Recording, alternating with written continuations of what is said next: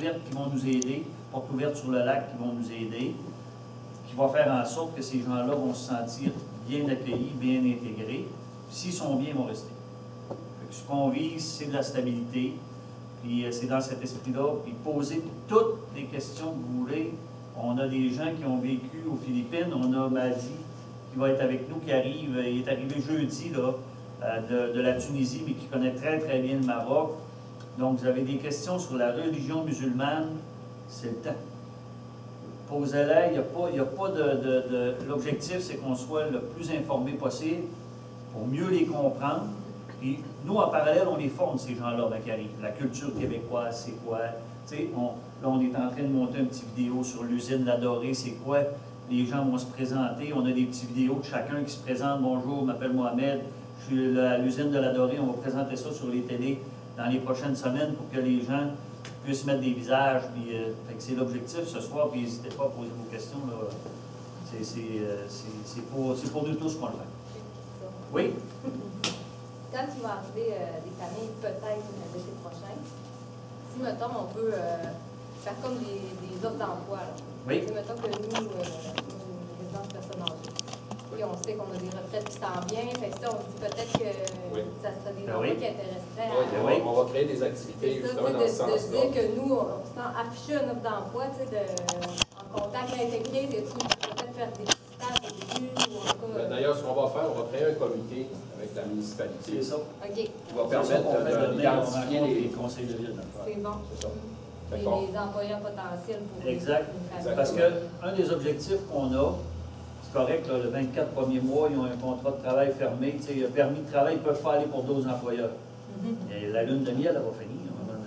Moi, c'est après 24 mois qu'on vise. Si la famille est intégrée... Puis derrière ça, il y a un programme de réunification des familles qui est important pour nous. C'est un bel exemple que tu amènes. On appelle ça créer des racines profondes. Oui. Créer des racines profondes, parce qu'il ne faut pas oublier, on parle de travailleurs, mais ce sont des êtres humains, comme nous tous. Ces gens-là, ils ont des femmes, des enfants, des conjoints, des conjointes. Ils ont des rêves. Puis ils veulent, un des rêves, c'est de fournir une meilleure qualité de vie à leur famille. Fait qu'en venant ici, moi, j'ai travaillé avec plusieurs entreprises dans plusieurs régions du Québec. Puis je vois la différence qui arrive entre ceux qui les intègrent dans la communauté et ceux qui les intègrent pas.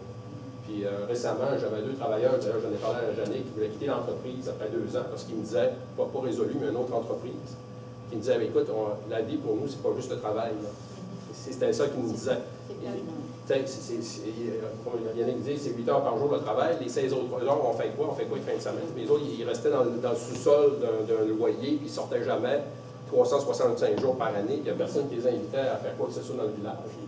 Ils ont fait 2 ans parce qu'ils ont fait de l'argent, mais là, ils m'ont dit, là, on est à bout, on se retourne. Aux Philippines, au moins, on avait une vie. Ici, on n'en avait pas. C'est triste, parce qu'on a beaucoup à offrir comme communauté à ces gens-là. Vivre à La Dorée, il y a toutes sortes d'activités qu'on peut faire. Il y a des activités de chasse et de pêche, il y a des activités des gens qui font de la motoneige l'hiver, du VTT.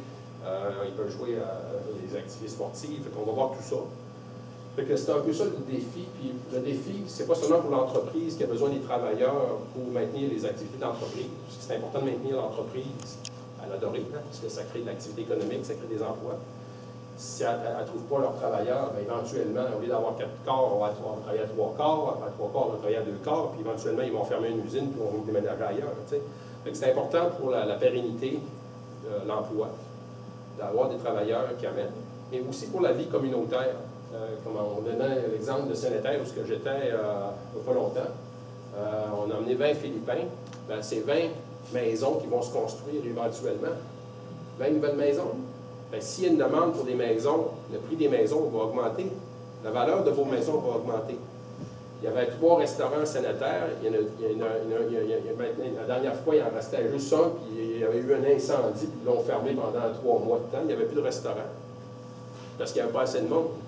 Bien là, si on a 20 familles de plus qui vont au restaurant, 20 familles de plus qui achètent des voitures, qui achètent des motoneiges, des VTT dans le magasin de sport local, qui a 40 enfants qui vont aller à l'école. C'est bon pour l'économie. C'est bon pour l'économie, puis ça fait vivre le village, puis ça amène de l'énergie. Au lieu de gérer la décroissance, on peut gérer la croissance, puis amener plus de services, plus de bénéfices à tout le monde. L'objectif, c'est de faire de ces gens-là des Québécois, comme nous tous. Puis, tantôt, il y avait un travailleur de Résolu qui était ici. C'est quoi son nom? Juan Aurelio Martinez. C'est ça, M. Martinez. Ben, c'est un Mexicain, puis tu l'écoutes parler, il parle québécois comme toi puis moi, puis tu n'auras pas pu voir qu'il n'est pas du Mexique. Donc, je l'ai appris quand il l'a dit lui-même, mais il parlait comme nous autres, avec le même accent, puis ça fait 13 ans qu'il est ici, puis il est heureux d'être ici. C'est un exemple parfait d'intégration qui fait en sorte que c'est beau à voir. Et comme les Philippins, eux autres, c'est les conditions de vie, est-ce que c'est vraiment dans leur pays comme accès? C'est ça que je fais, c'est ma présentation. Okay? Là, je rentre dans le sujet. Les Philippines, c'est un pays d'Asie du Sud-Est. C'est un archipel de 8000 îles. C'est des îles, les Philippines. Il y a une population de 100 millions d'habitants. Puis sur ça, il y a 10 millions qui sont des travailleurs étrangers. Il y en a 2 millions qui travaillent au Japon, 1,5 million en Arabie Saoudite, 2 millions en Europe, 2 millions aux États-Unis. Puis là, au Canada, on parle d'environ 300 000 Philippins qui travaillent ici, dans différentes provinces canadiennes. Puis ces gens-là, bien évidemment, c'est un pays qui est principalement catholique. Là, 90% de la population philippine est catholique, donc à peu près les mêmes valeurs que nous autres. Ça va remplir notre église. Ouais. Ben, c'est ça, l'église de la Norée, là, elle va revenir en vie, vous allez voir. Donc, juste pour vous situer, les Philippines, c'est ici, OK? C'est au nord de l'Australie. L'Australie est là, donc les Philippines, c'est au nord de l'Australie. La Chine est là, au sud de la Chine, à l'ouest de l'Indonésie et du Vietnam. Tu sais, le Vietnam ici, l'Indonésie, donc c'est un groupe d'îles dans cette partie du monde. Donc, c'est un pays tropical qui a beaucoup d'îles, là, OK? Il neige pas dans ce coin-là. Vous allez être surpris, il y a eu de la neige aux Philippines une fois dans ma vie, dans des montagnes à 5000 pieds d'altitude. J'ai vu un peu de neige, OK? Fait que, mais en général, il n'y en a pas. Okay. Bon, les Philippines, contrairement à ce qu'on pense, on entend souvent parler dans la radio, la télévision pour des raisons négatives. Là, on parle d'un volcan qui a explosé, d'un bateau qui a coulé, ou des affaires négatives. On voit ça de temps en temps, de l'eau. Des typhons, des tornades, mais dans le fond, c'est un pays très moderne qui contient, qui est très riche en ressources naturelles. Manille, la capitale, ça a 20 millions d'habitants. Il y a 3 fois plus de monde dans la capitale qu'il y en a au Québec, là, au complet. Il y a des districts financiers très riches, il y a des centres d'achat très luxueux. Comme vous voyez ici, c'est une photo des centres d'achat, des districts financiers. À Manille, là, de 500 édifices de plus de 50 étages. C'est plus gros que New York. Fait que c'est pas pauvre. Là. La richesse est énorme.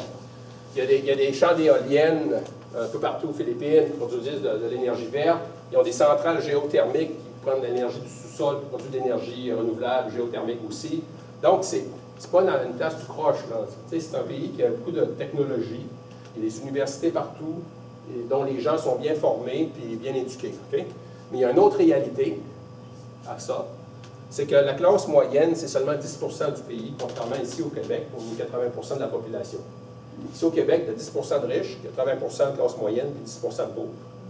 Là-bas, c'est 10% de classe moyenne, 10% de riches, puis le reste, c'est des pauvres, 80% de pauvres. Pourquoi? Parce que les Philippins, c'est comme des Québécois des années 50. Dans les années 50, au Québec, comment c'était? Les gens étaient religieux, n'est-ce pas? On ne l'est plus aujourd'hui, nous, on l'est pas mal moins. Hein? Bon, fait que, aux Philippines, aujourd'hui, les églises sont pleines. Fait que si vous avez 10-15 Philippins qui arrivent ici, le dimanche, à l'église, à l'adorer, ça va se remplir, l'église. OK? Les Philippins vont aller à la messe. Parce qu'ils sont très religieux. Ils aiment ça aller faire leur prière, puis ainsi de suite. Ce que je vais vous faire, donc, je vais vous expliquer l'autre réalité, c'est un pays qui est quand même de la pauvreté. Puis c'est des familles de 7-8 enfants, comme on avait au Québec dans les années 50-60. Il y en a un ou deux dans la famille qui travaillent, puis les autres ne travaillent pas. C'est pour ça qu'ils essaient de se trouver des jobs au Canada, au Japon, puis à l'étranger, pour être capable de faire de l'argent, envoyer de l'argent à leur famille, puis les sortir, envoyer leurs frères et leurs sœurs à l'école, puis ainsi de suite. Okay? Mais essentiellement, c'est des gens qui partagent nos valeurs. Okay? Parce que vous allez voir ça dans quelques minutes. Salaire annuel 4K, là, ça représente quoi, ça? C'est 4 000 par année. Okay. Fait que là, vous comprenez que quand ils arrivent ici, ils passent de 4 000 à des salaires de 75 par mois. 4 000 par mois. Bon, fait que, tu sais, ça change leur vie, là. OK?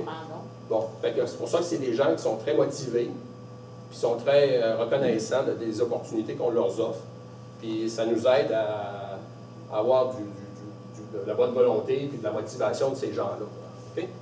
Il y a 3 régions principales aux Philippines. Au nord, on appelle ça la région de Luzon, les Visayas et Mindanao. C'est 3 régions principales des Philippines. Il y a Manille qui a 20 millions, Cebu 3 millions, Davao a 0,5 millions. Ça, c'est les 3 grandes villes des Philippines. Puis il y a 20 autres villes d'environ 100 000 habitants. Mais 80% des habitants vivent à la campagne encore. Fait que quand on va à la campagne des Philippines, c'est plein de trafic. Contrairement ici. Ici, le trafic est en ville, puis en campagne, il n'y a pas de trafic. Mais là-bas, c'est le contraire. Quand tu vas à la campagne, il faut que tu roules tranquillement pour ne pas frapper le monde. Au niveau de l'histoire, les Philippins, c'est quoi? C'est la race, ce sont des Malais. Parce que dans la carte que je vous ai montrée tout à l'heure, il y avait la Malaisie, 4 000 îles, l'Indonésie qui a 12 000 îles, les Philippines qui a 8 000 îles. C'est toutes des Malais. Les Malais, c'est des peuples d'îles qui se promenaient de l'île en île. Avant, ces 20 000 îles-là étaient toutes mélangées ensemble, surtout quand il y a eu la colonisation européenne. Les Hollandais sont allés en Indonésie, les Espagnols sont allés aux Philippines. Fait que les Philippins se sont mis à parler espagnol. Fait que, donc, ça a commencé avec les Malais. Il y a eu la Chine au nord qui faisait des visites. Donc, il y a eu quelques Chinois qui ont immigré aux Philippines. Donc, il y a des minorités chinoises aux Philippines. Il y a eu l'arrivée de Magellan en espagnol en 1521, qui a transformé les Philippines. Ça ne s'appelait pas les Philippines, c'était toutes des îles avant. Ils ont appelé ça Philippines à cause de Philippe, le roi d'Espagne. C'est pour ça que Philippines, ça s'appelle Philippines, en l'honneur de Philippe, qui était le roi d'Espagne. Puis pendant 300 ans, ça a été une colonie espagnole. Fait que les Espagnols, ils ont fait quoi? Ils ont amené des prêtres catholiques. Puis tout le monde est devenu catholique. Fait que c'est pour ça que ces gens-là, après, ils vont à l'église, puis ils ont le même évangile que nous autres, puis ils ont les mêmes dieux que nous autres, puis ainsi de suite. Sauf qu'en 1898, l'Espagne a perdu la guerre contre les États-Unis, puis c'est devenu une colonie américaine. Fait que là, ils se sont tous mis à parler anglais. Les Américains ont imposé l'anglais comme langue de travail.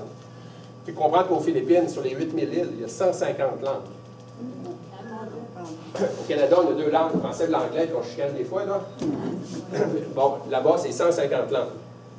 Fait que pour ne pas chicaner, on dit, on va faire tout en anglais. Pour simplifier les affaires, OK? Fait qu'il y a plus de gens qui parlent anglais aux Philippines aujourd'hui qu'il y en a en Angleterre. C'est très anglophone. Les Philippins parlent tous très bien anglais.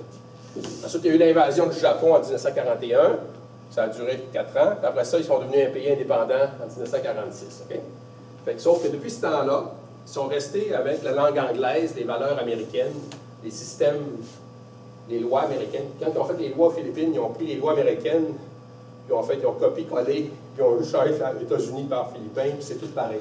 Ils ont tous des fusils. Oui, c'est vrai. Il y a la culture du fusil. Il y a la culture de poursuivre en cours les gens quand ils chicanent. Un peu comme les affaires qu'on n'aime pas des Américains, ils les ont aussi aux Philippines. Okay? Fait que, donc, l'influence culturelle malaise, au départ, chinoise, espagnole, puis américaine. On fait des jokes, il dit les Philippins, c'était 300 ans dans un couvent, à cause des Espagnols, là, qui étaient très religieux, puis 50 ans à Hollywood. Fait que t'as les deux extrêmes, là, tu sais. Fait que ça fait un mélange culturel quand même assez intéressant. La religion, 86% catholique, des cultes chrétiens comme des évangélistes, tout ça, 6%, musulmans, 4-5%, bouddhistes, 2-3%. OK? L'éducation, tout est en anglais, primaire, secondaire, universitaire. La langue de travail dans toutes les compagnies, c'est en anglais. Les médias, avec la radio, TV, journaux, c'est tout en anglais. Les lois, les règlements, c'est tout en anglais. Les standards, c'est tout copié sur les États-Unis. Donc, quand ils arrivent pour travailler ici, c'est facile, parce que Canada, États-Unis, c'est pareil. Fait que les Philippins qui arrivent pour travailler ici, ils n'ont pas de problème d'adaptation. Ils savent c'est quoi des pouces, des pieds, les unités de pression dans les systèmes, c'est toute la même chose qu'ici. Fait qu'il y a moins d'adaptation à avoir pour eux autres. Leurs valeurs. Je vous ai dit tantôt, des Philippins d'aujourd'hui, c'est comme des Québécois des années 50. Donc, ils sont croyants. Hein? Ils vont à messe. Le dimanche, c'est important pour eux autres. L'importance de la famille. La famille, c'est très important pour eux autres. Le dimanche, les gens ne travaillent pas, ils vont à la maison, ils vont à la maison des parents. Le père, le grand-père, tout le monde se réunit dans la même maison. Un peu comme c'était un peu dans le bon vieux temps. Le père, c'est un pourvoyeur. La mère, c'est elle qui run la business à la maison. C'est elle qui reçoit la paye, qui décide de dépenser, qui contrôle tout ce qui est les activités de la famille. C'est contrôlé par la mère. Respect des aînés et l'autorité, puis favorise beaucoup l'éducation. Fait que si ils réussissent à faire un peu d'argent, l'argent, ça va aller à payer des études à leurs enfants. Et s'ils peuvent devenir ingénieurs ou architectes ou n'importe quoi, ben, ils vont sortir de la pauvreté. Fait que ça ressemble un peu au Québec des années 50, où les familles envoyaient leurs enfants à l'école les premières fois aller chercher un bac ou aller au cégep, des choses comme ça. Tu comprends, là? Fait que c'est un peu une analogie pour au niveau des caractères, c'est des personnes qui sont très joyeuses, les Philippins. Ils aiment sourire, sont de bonne humeur, c'est des gens qui sont gays de nature, donc facile d'approche. Ils travaillent beaucoup dans l'industrie des croisières. S'il y en a qui ont fait des croisières, sur les bateaux de croisière en Caraïbes, c'est tous des Philippins qui travaillent sur les bateaux de croisière parce qu'ils sont joyeux, contents, ils aiment la restauration. C'est des gens très bons au niveau social. Okay? C'est des gens aimables, qui sont serviables, ils sont accueillants, ils sont engagés. C'est des gens qui sont polis aussi. Ils vont toujours vous appeler monsieur, madame. Ici, on essaye de s'appeler par notre prénom pour avoir l'air le plus égal possible, mais pour eux autres, ce serait nous manquer de respect de vous appeler par votre prénom. Fait que si vous les voyez dans la rue, puis ils vont dire madame, monsieur, pas de problème, parce qu'ils vous respectent. Okay? C'est des gens qui sont fiers aussi. C'est important de bien paraître pour eux autres, okay? Dans tout ce qu'ils font. Les travailleurs philippins, ben, c'est des travailleurs qui travaillent fort. Moi, j'ai travaillé pendant 25 ans aux Philippines. J'ai eu au-dessus de 200 employés philippins qui travaillaient dans ma compagnie. C'est des gens qui travaillent, qui se retroussent les manches. Qu'est-ce que c'est le temps de travailler? Là? Ils travaillent. Ils ne sont pas paresseux de nature. Ce n'est pas des gens qui sont slow-mo, qui travaillent au ralenti. C'est des gens qui travaillent rapidement. Ça se vire sur un 10 cents vite quand c'est le temps de se virer de bord. Ils ont beaucoup de gêne, je dirais, les Québécois. Là. Les Québécois, on se vire de bord quand c'est le temps de travailler, quand c'est le temps de... Ils sont pressés, on le fait. Là. Ben, ils nous ressemblent beaucoup de ce côté-là. J'ai travaillé avec d'autres groupes de d'autres pays, là, puis c'était pas toujours comme ça, je peux vous dire. Là. Okay? Il y en a que c'est long.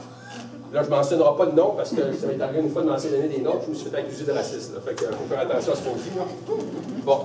Les Philippins, c'est des gens qui sont respectueux des règles, qui sont respectueux de l'autorité. Les personnes âgées, c'est important pour eux autres. C'est très, très important pour eux autres. Les patrons dans l'organisation, c'est important pour eux autres.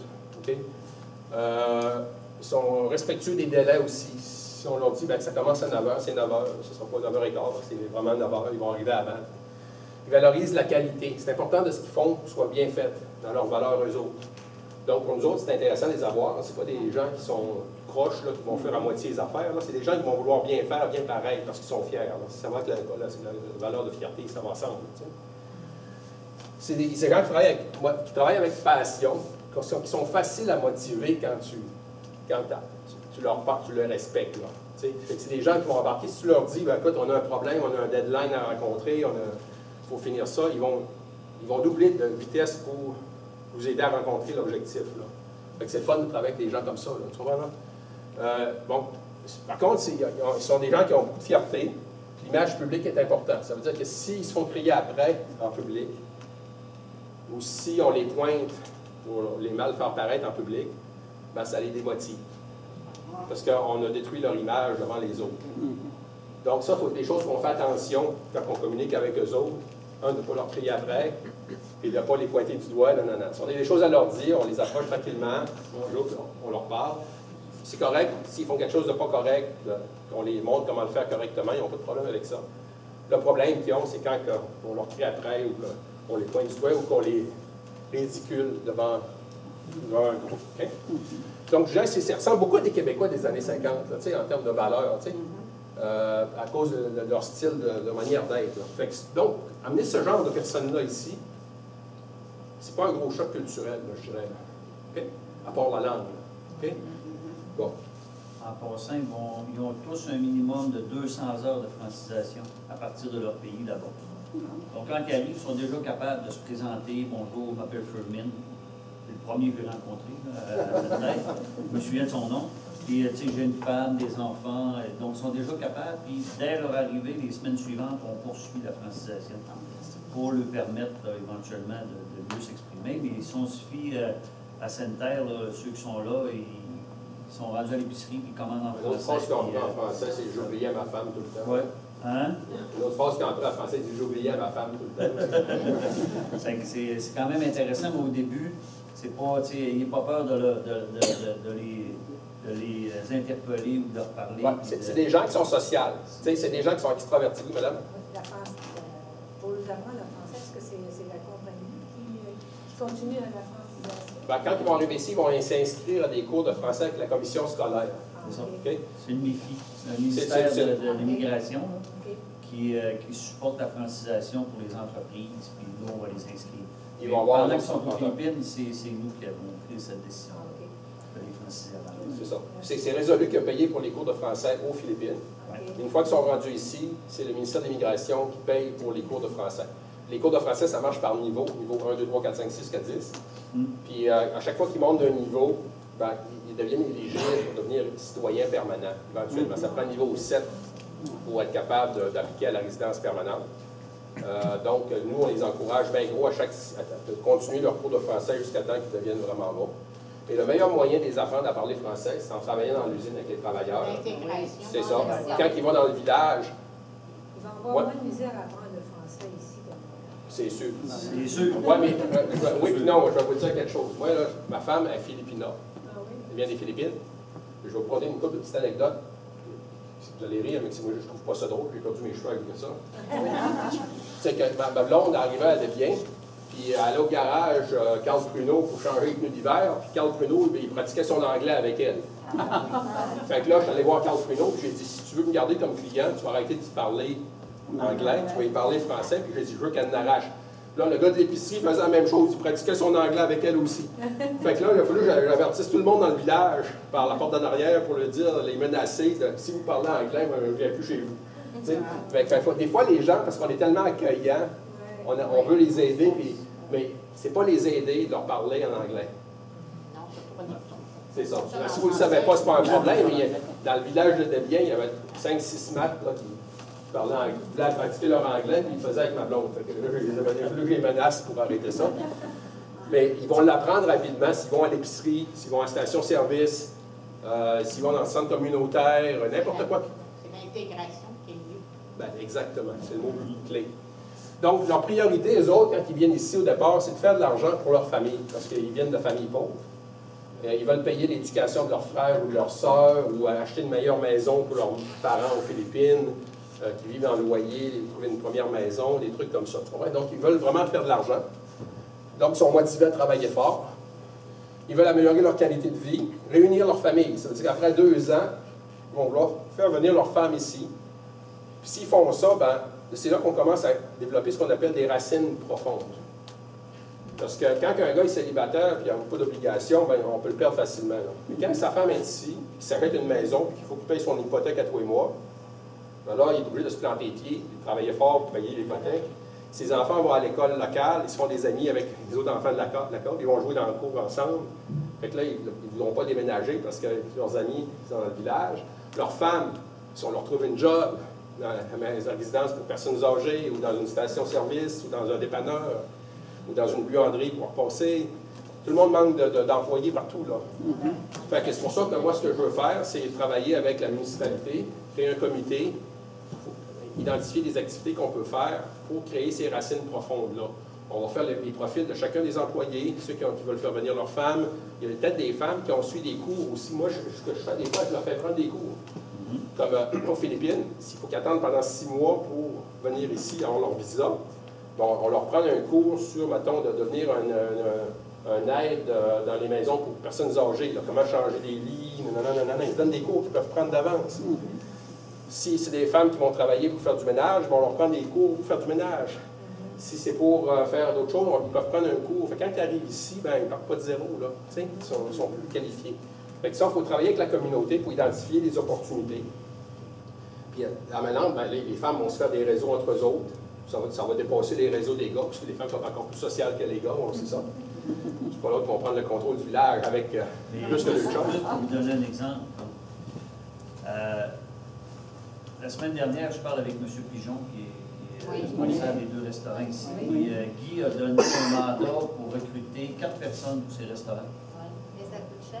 Fait que moi, j'ai dit à Guy, j'ai des travailleurs marocains moi, qui s'en viennent, là, ils vont arriver là, à l'Adoré. Je vais demander le CV de 2 conjoints.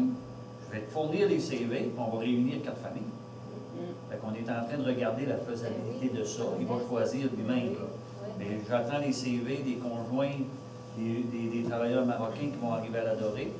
Puis peut-être que Guy va réunir 4 familles parce que lui, il a un besoin. Il avait fait le choix d'aller recruter à l'international.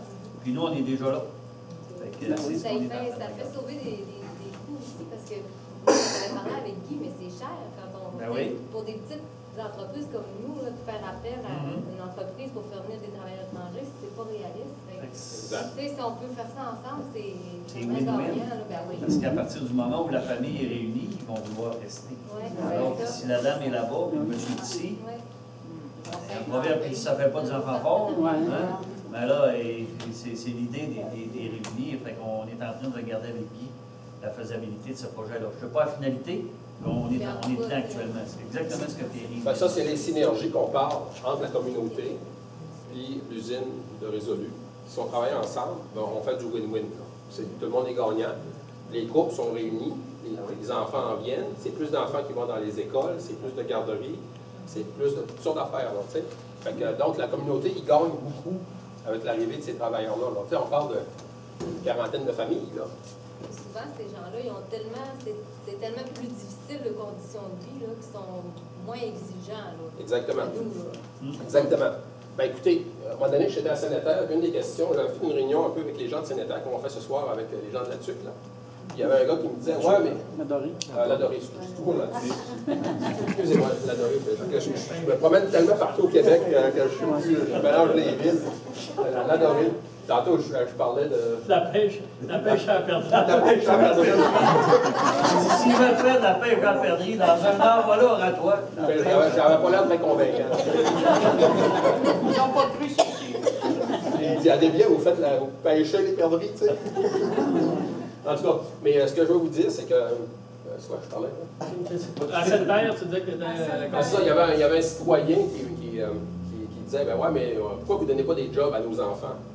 Puis moi, j'ai dit, écoute, moi, mes enfants, ma fille, ma plus vieille, elle étudie à Toronto.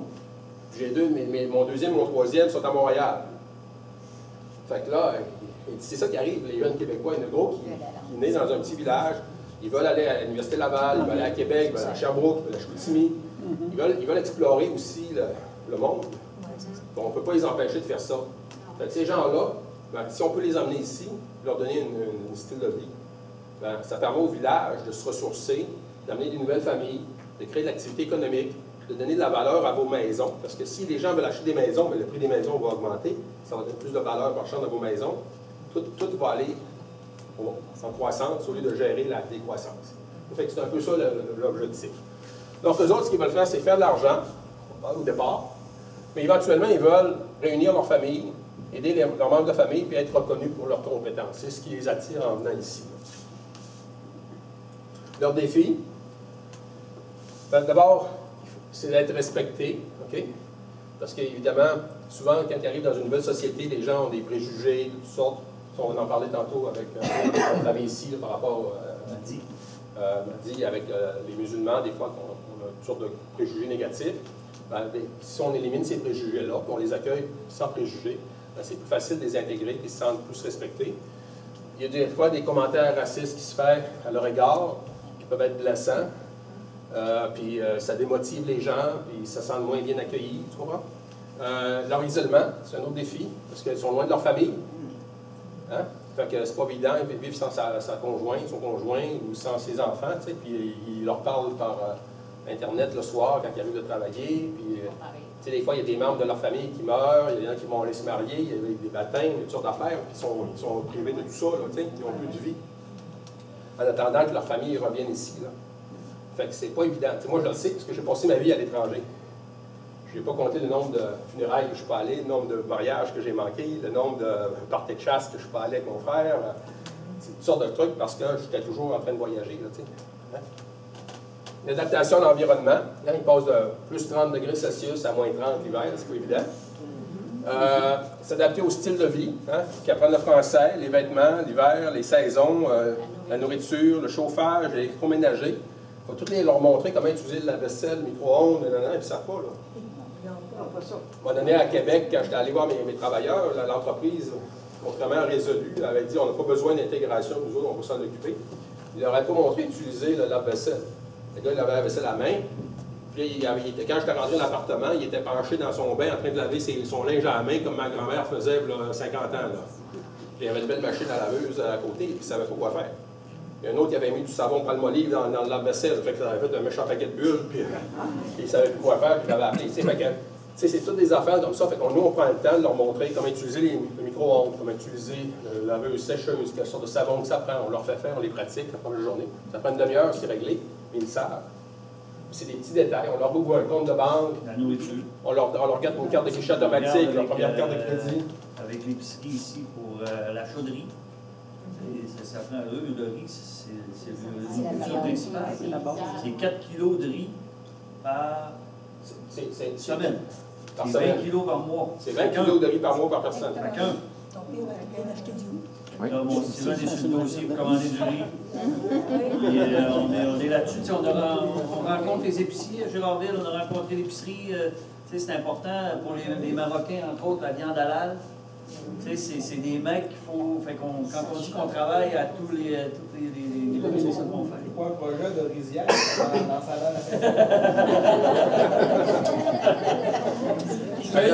par exemple.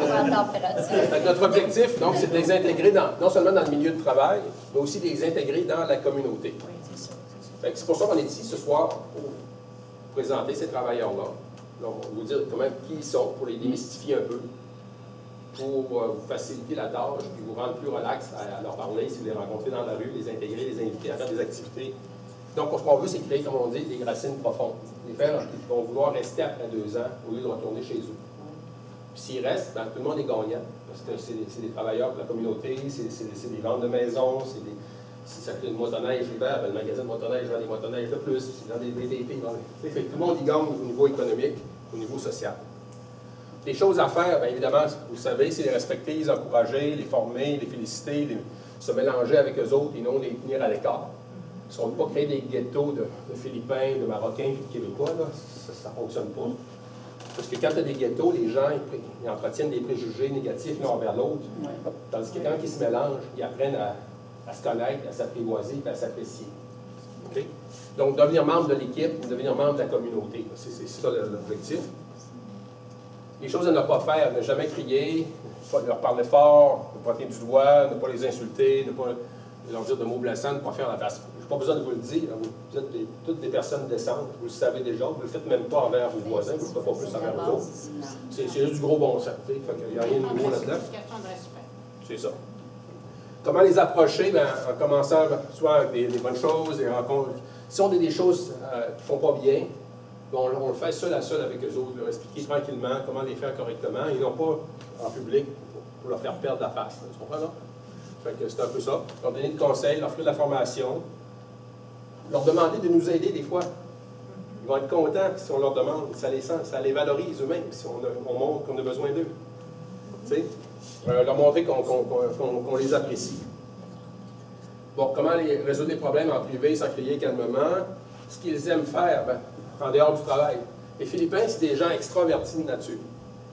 C'est des chanteurs, ils sont très bons au karaoké, ils aiment chanter. Steven, on va les organiser un party karaoké. Oui. C'est des bons vivants, ils aiment chanter, ils aiment boire, ils aiment manger, ils aiment partager, un peu comme les Québécois. Ils partagent ces valeurs-là avec nous autres. Là.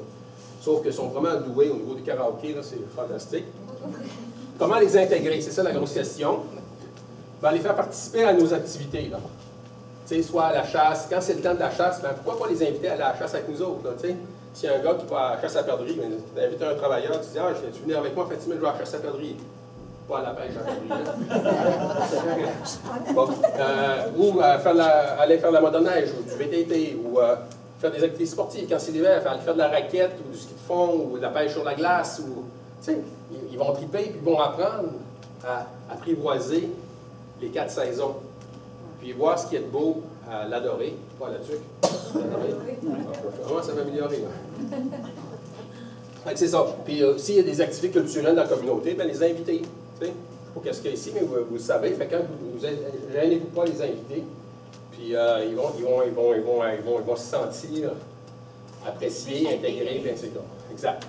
Donc les inviter en dehors du travail, leur faire découvrir dans nos coins de pays les avantages qu'ils vont apprendre à devenir des Québécois. Là. Okay? Ils vont apprendre à apprivoiser l'hiver, ils vont créer des racines profondes en achetant leur première maison et en payant leur hypothèque. S'ils font une maison qui paye leur hypothèque, ils vont avoir tendance à déménager.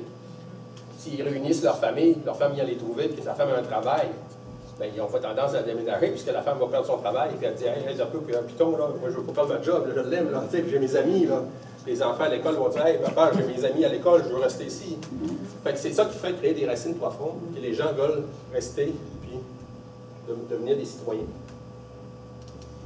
Fait que c'est un peu ça l'approche. Donc,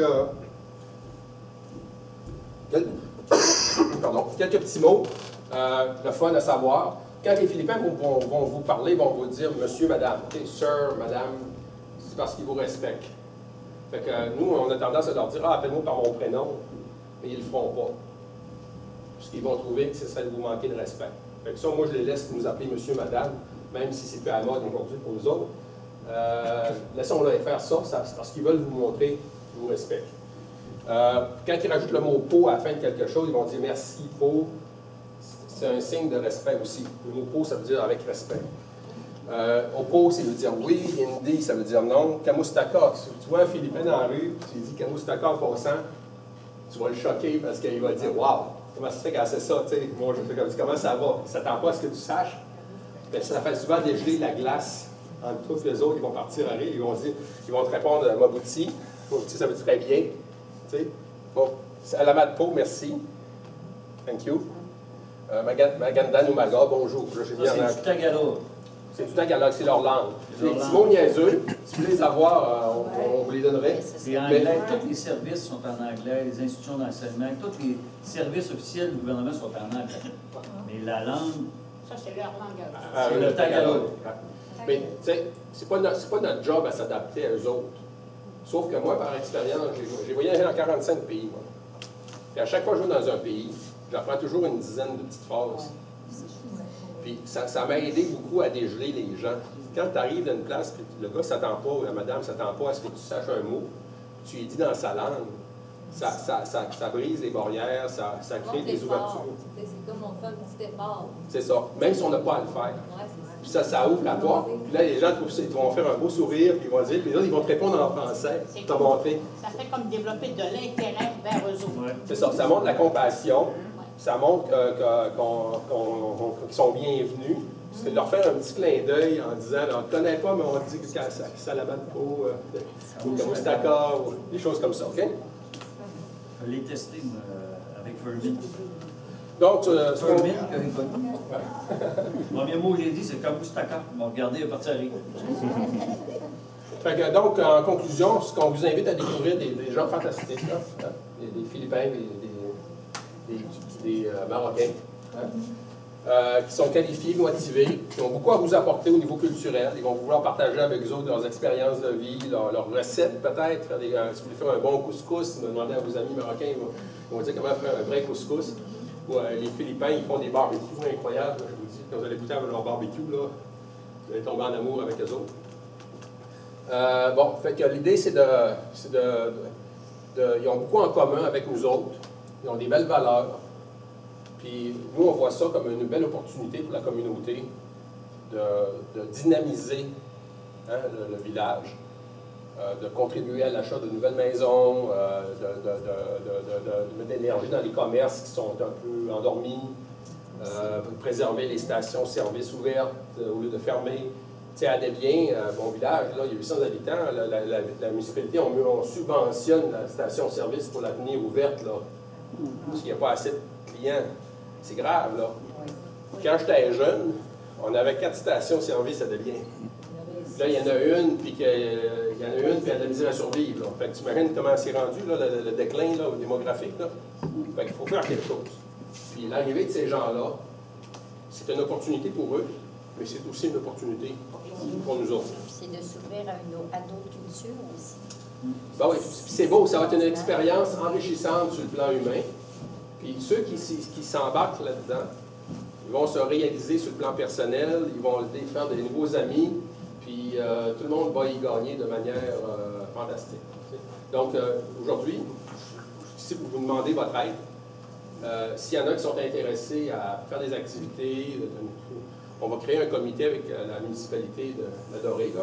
On va avoir une personne contact, qu'on essaiera à tous les mois d'avoir des choses pour leur permettre, ces gens-là, à mesure qu'ils vont arriver, de leur faire découvrir la joie de vivre, hein, la beauté. On est réputé pour ça à la Dorée.